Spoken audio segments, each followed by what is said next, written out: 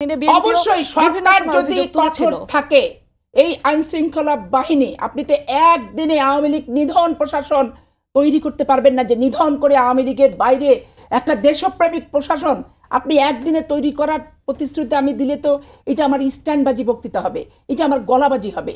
বাস্তবিক অর্থে যেটা মাঠের যে অবস্থা, আপনি একসাথে DC, SP, joint secretary, additional secretary, তারপরে সেক্রেটারি আপনি তো এক নিমিষে এক নিঃশ্বাসে বের করে বাংলাদেশ থেকে দিতে পারছেন না। আপনি আওয়ামী লীগকে নিষিদ্ধ করেছি ওদের অপকর্মের কারণে।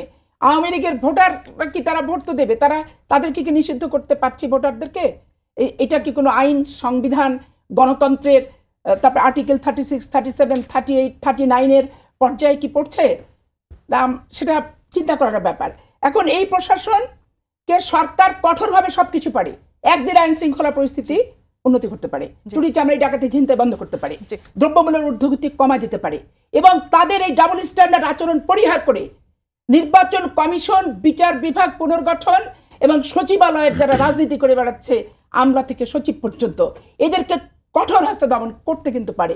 কিন্তু সেই সদিচ্ছার অভাবটা প্রথম দিন থেকে অদ্যাবধি আমি দেখছি, সদিচ্ছার অভাব, যেটার সুযোগ হিসেবে এনসিপি এবং জামাত গ্রহণ করছে।